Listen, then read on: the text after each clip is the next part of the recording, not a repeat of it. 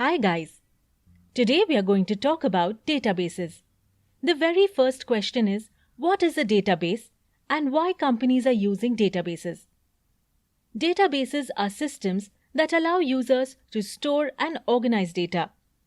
Databases help companies to store large amounts of data. As data has become a new currency in the 21st century, organizations are generating large amount of data every second. If you are browsing Facebook, everything you see on the screen is stored in a remote server database.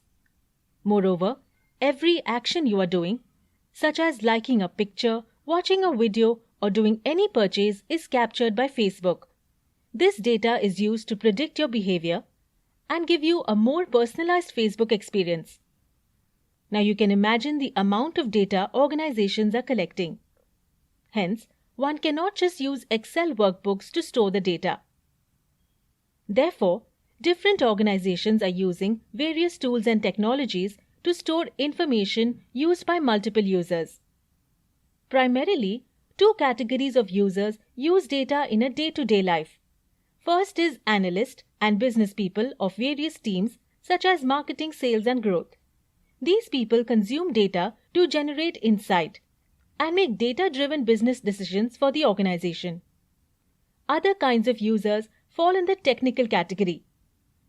A data scientist building complex mathematical models on data to predict user behavior, which in turn gives direction to develop products and increase user engagement, while software engineers and web developers design the data architecture to efficiently store the data. To help you better understand the database, I can give you a similar analogy with the workbook. Consider worksheets as different tables in a database. Usually, organizations don't keep all the data in a single table. Instead, to increase the efficiency and speed, different data tables are created. These tables are connected with different keys or IDs. As you can see, in the workbook, we have different sheets with various tables such as brand name, category, platform, and class. Consider these tabs as tables. These tables are made of various rows and columns. Collectively, these tables create one database. So in a nutshell, a database is a collection of various tables. Moreover, these tables consist of various rows and columns. Simple, right? Let's try to understand the advantages of databases over Excel sheets. Excel is an excellent tool for doing a quick analysis of data. We can even create different charts and diagrams using data to help the audience visualize. Moreover, it is relatively easy for anyone to learn data manipulation in a workbook. However, there are some disadvantages to Excel workbooks. The biggest one is that workbooks cannot hold extensive data. We have a limited number of columns and rows in workbooks. Another limitation is that anyone can change data in workbooks. So data protection is a severe problem with the workbooks. On top of that, one cannot build websites and applications by storing and retrieving data in workbooks. Here, databases come into the picture. Databases can reliably store a large amount of data. They are secure and data cannot be edited easily. A developer can put various layers of data protection to protect the integrity of data.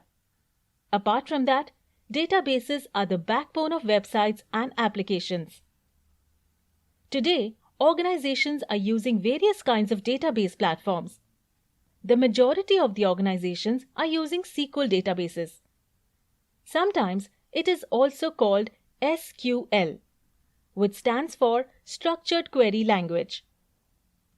There are many SQL database platforms available, and some of them are even open source and free. I have listed some of the most popular databases that organizations are using, such as PostgreSQL, MySQL, and MariaDB. For this course, we will be using PostgreSQL. There are a couple of reasons why we are leaning on this particular database. It is open source and free. It is widely used in the industry and it supports multi-platform, which means It can be installed in Windows, Mac, or Linux.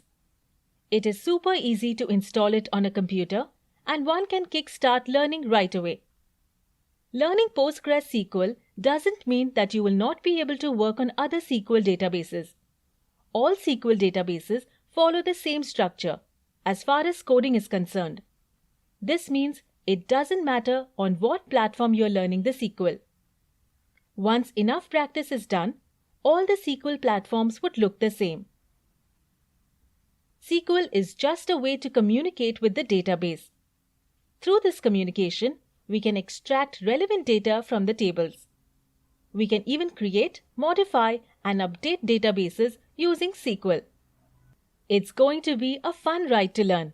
I will see you in the next video.